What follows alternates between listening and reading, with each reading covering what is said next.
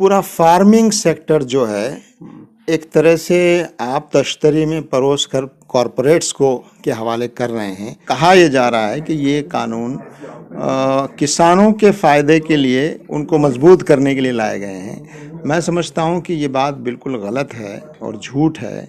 किसान इतनी बड़ी तादाद में इस कानून के ख़िलाफ़ मुज़ाहरा कर रहे हैं, तो ये एक तरह से ये कहा जा रहा है कि किसान अपनी मन मर्ज़ी के मुताबिक अपनी शर्तों पर जहाँ चाहेगा अपनी फसल और अपना प्रोडक्ट बेच सकेगा। कहने में ये बात ऐसी लगती है कि जैसे उनको आज़ादी दी जा रही है, लेकिन दरअसल इसमें बड़े जो कॉरपोरेट्स हैं, जब वो कमज़ोर किसान के साथ सौदा करेंगे तो वो कमज़ोर किसान ही उसमें हमेशा मज़लूम होगा और शर्तें हमेशा ताकतवर अपनी शर्तें मनवाएगा।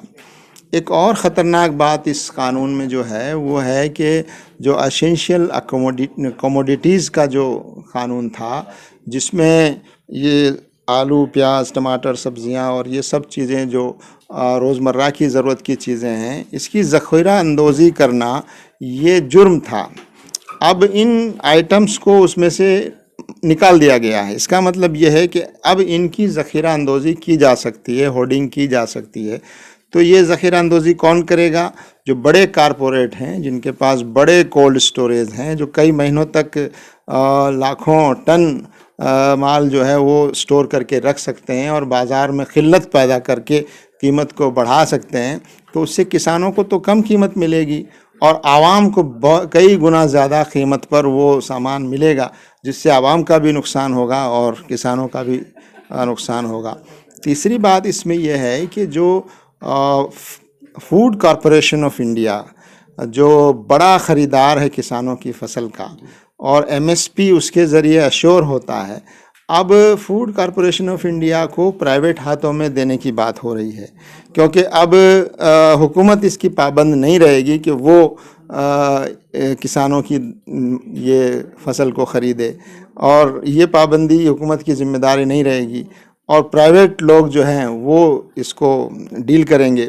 तो फूड कॉरपोरेशन ऑफ इंडिया को एक तरह से ख़त्म करने का मंसूबा है और इससे जो हमारा पब्लिक डिस्ट्रीब्यूशन सिस्टम है, जो गरीब लोगों को रियायती दर पर जो अनाज और ज़रूरत की चीज़ें मिलती हैं, वो सिस्टम पूरी तरह से मुतासिर होगा। तो बड़ी आबादी हमारी किसानों के अलावा बड़ी आबादी जो पीडीएस पर जिनका इन्हिसार है, वो उनकी रियायतें कम हो जाएंगी। और सबसे आखिरी बात जो है जिस पर किसानों का ये मुतालबा है कि हमको हर हाल में एमएसपी को कानूनन अश्योर किया जाए।